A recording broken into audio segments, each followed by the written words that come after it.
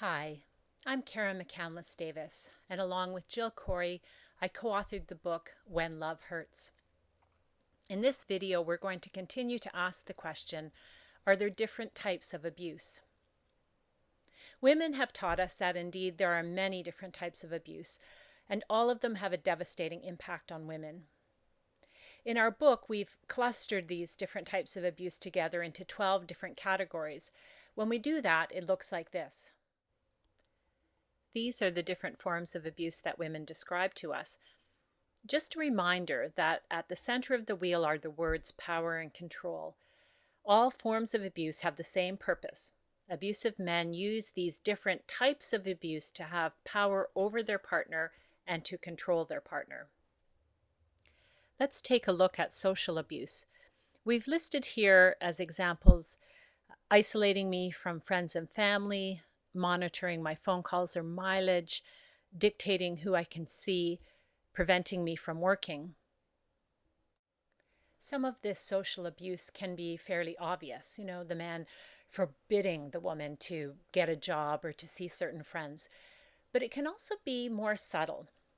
The woman might notice over time that she can go out and see friends, but when she does, when she comes home, the man is very angry and picks fights. Or she might notice over time that he's subtly sabotaging her efforts to advance her career or to get a job. Whatever the tactic, the impact on the woman is the same. She will have fewer and fewer positive social connections, and she'll become more isolated. The more isolated the woman is, the more power the man has. Now, we know that after separation, of course, abuse continues in many forms, and social abuse is one area in particular that usually continues after separation and, in fact, sometimes gets worse. And what that sometimes looks like is the man will go around to friends, family, neighbors, people at the kids' school, will go around and spread lies about the woman and really sabotage the woman's reputation in her family, community, neighborhood. One woman described this as social wounding. I thought that was a very powerful term, social wounding. Again, the woman is more isolated and therefore more vulnerable. We need to remember that the man's goal is power and control. That's what's at the center of this wheel. So with social abuse, he actually wants the woman vulnerable and alone. Let's take a look now at sexual abuse. We have quite a few examples here.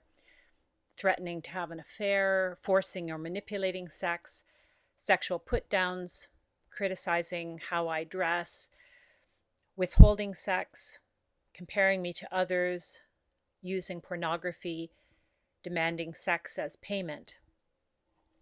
It's difficult to talk about or even think about sexual abuse in an intimate relationship, but it's important that we talk about it because it's actually very prevalent. Sexual abuse in this context covers a wide spectrum of behavior. It can include the man looking at other women all the time and comparing his partner to other women, suggesting other women are sexier or more attractive. It can include the man coercing or manipulating the woman into performing sexual acts that she doesn't want to engage in. In its most extreme form, sexual abuse includes forcible rape. And according to one study, if a man has been physically abusive to his partner, 67% of the time he will also rape her. 67%. That's a really high number. Women have also taught us that rape can take many different forms. Certainly sometimes men will physically overwhelm their partners and sexually assault them. But there are also many other tactics that abusive men will use to take away the woman's ability to say no. Let me give you an example of that. I think of one woman whose partner kept her awake every night, night after night, wouldn't let her go to sleep until she consented to having sex, not that it was actual consent. So in order to sleep, she had to agree with this. So he took away her ability to say no to that. If she did say no to him, he would argue with her for hours until she agreed. Other men will punish their partners if they say no, if the woman says no. Some men will threaten to have affairs. If you don't give me sex, I'll find someone who will. And so it's important to realize that in order for a woman to be in a relationship that has no aspect of sexual abuse in it, she has to be free to say no to his sexual advances at any time without any fear of his reaction. We're going to touch on one other form of abuse in today's video, and that's physical abuse. I think stereotypically people think of physical abuse as being black eyes and broken bones, and it can, of course, include that. But it can also include more subtle forms of physical abuse, and we've included some of them here on the diagram. Things like blocking the woman's exit from the room, making her feel frightened and trapped. Another common one we hear from women is the man driving too fast with her in the car. So anything involving him speeding or driving too aggressively or just plain dangerously, we'd call this physical abuse because it puts the woman in physical danger. We've also included here locking the woman out of the house. Again, this is a threat to the woman's physical well-being, especially if it's nighttime.